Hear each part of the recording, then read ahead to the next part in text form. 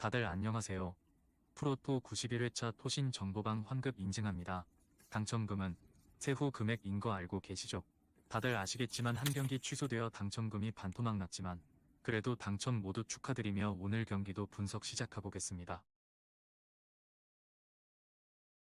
금일 첫 번째 경기 삿포로 대 이와타 분석 시작해 보겠습니다. 올 시즌에는 팀의 색채 자체가 좀 불안하다. 기본적으로 수비에서의 누수를 감수하고 매우 공격적이고 적극성을 띠는 편이었는데 기동성이 하락한 것이 삿포로의 공수 밸런스에 문제가 되고 있는 양상이다. 그나마 주빌로가 동적으로 움직이는 틈을 노릴 가능성이 없지는 않다고 보나 결국 문제라면 자신들의 기대 득점 자체도 높지 않다는 것. 주빌로는 저메인이 빠지는 것이 상당한 타격. 수비진에 압박을 주는 플레이를 하고 있지만 득점력은 저메인에게 상당히 의존하는 경우가 잦은 것이 사실이다. 결국 원정에서의 수비 불안과 에너지 레벨에서의 난조라는 단점이 어느 정도 드러나게 될 가능성이 높아 보이는 매치다. 무승부를 기대하고 있는 매치다. 저메인이 주빌로 엔트리에 있다면 모르겠지만 부상을 당하면서 삿포로도 어느 정도 수비에 대한 우려는 덜게 된 상태에 물론 기동성이 꽤 줄어든 현재 삿포로도 확실한 상대 골문 타격 능력을 보여줄 수 있을지는 의문시되는 상황이기는 하다. 금일 두 번째 경기 가시와 대 쇼난 분석 시작해 보겠습니다. 결정력이 아쉬운 점이 없지는 않다. 하지만 높은 위치에서의 압박과 역습으로 어느 정도 상대를 공략하는 시퀀스를 만드는 팀이라고 할 수 있을 것? 일단 압박의 효율과 수비가 좋아서 슈팅을 내주지 않는 모습도 올 시즌 전반적으로는 괜찮은 역량을 보여주고 있다. 쇼난이 단순히 기동성만으로는 뚫기 어려운 팀이라고 볼 수 있을 것. 지난 경기 마치다를 상대로 상당히 고전했다. 오히려 골대샷을 허용하는 등 쇼난이 수비적으로 불안감이 없지는 않았던 매치. 일단 마치다도 상당히 전방에서의 압박과 수비에 강한 가시와와 비슷한 플레이를 선보인다는 점을 참고할 필요가 있을 것으로 보인다. 쇼난이 단순히 역습으로 견제를 하기에는 마치다나 가시와가 까다로운 전력임은 명백할 것 같다. 가시와가 신승하는 상황을 기대해 보고 있다. 기본적으로 압박과 수비가 좋은 팀이기 때문에 쇼난을 상대로도 상성이 좋은 편. 물론 결정력이라는 면에서 기회를 만들어내는 횟수에 비해서는 떨어지는 전력임은 명백할 것. 따라서 가시와도 크게 이기는 시나리오 자체를 많이 만드는 팀은 아니다. 금일 세 번째 경기 도쿄 베르디 대 간바 오사카 분석 시작해 보겠습니다. 상당히 좋은 흐름. 일단 무패 행진을 이어가고 있는 상황이다. 특히 시즌 초반에 뒷심이 오히려 부족한 모습을 보여주기도 했지만 최근에는 3경기 연속으로 90분 이후 득점을 기록하는 모습. 수비진도 어느 정도 흔들리는 면모가 없지는 않으나 가와사키나 사간도스 같은 팀들의 공격성을 어느 정도 제지하는 모습을 보여주기도 했다. 간바가 일단 두들기는 상황을 만들 가능성은 높다고 본다. 하지만 나고야를 상대로도 한 골을 겨우 넣고 승리를 기록했고 마치다 같은 견고한 블록을 세우는 팀에게는 효율이 아주 좋지는 못한 편.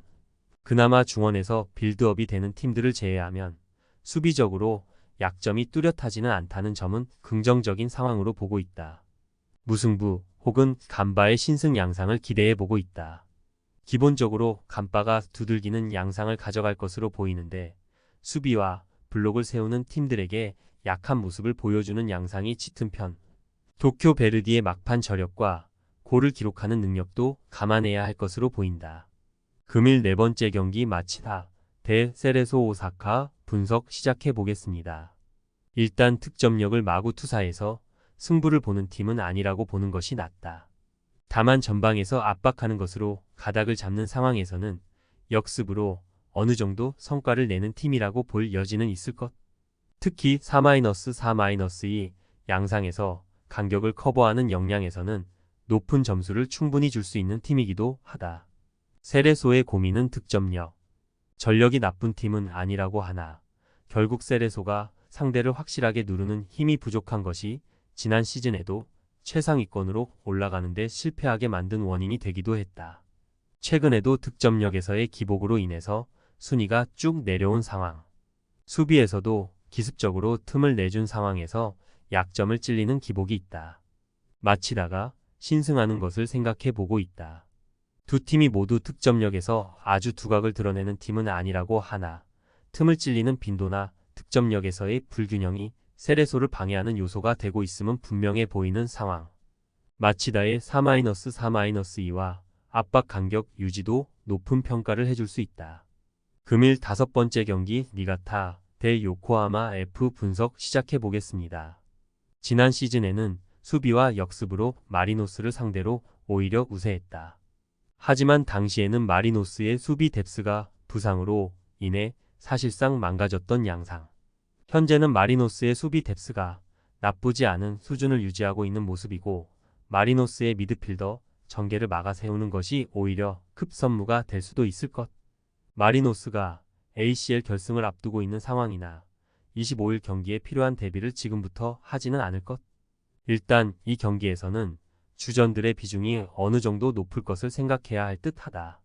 물론 마리노스가 여전히 역습에서의 취약함이 있는 팀이기는 하더라도 마리노스의 수비 뎁스가 아예 망가진 상황은 아니라서 위험성이 지난 시즌 막판보다는 심각하지 않다. 마리노스의 승리를 생각해보고 있다.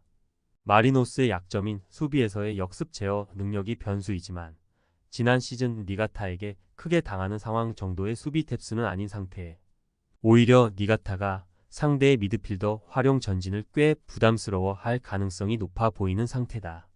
금일 6번째 경기 나고야 대 FC 도쿄 분석 시작해 보겠습니다.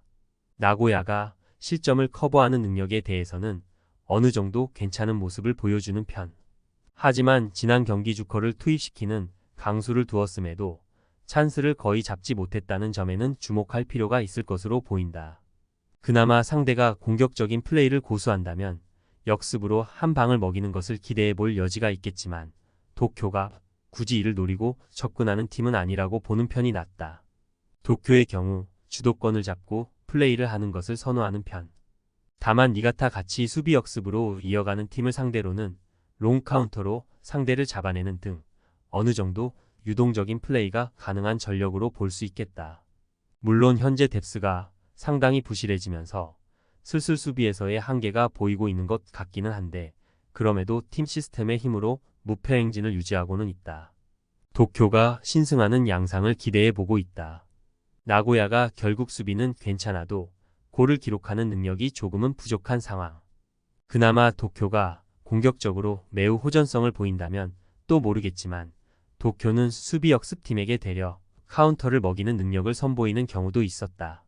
토신 최종 조합은 영상 아래 고정 댓글로 말 걸어주시면 토신 정보방에서 무료로 공유해드립니다. 제발 손해보면서 토토하지 말고 다같이 웃으면서 즐겁게 베팅합시다. 함께 하실 분들은 부담 갖지 마시고 편하게 말 걸어주세요.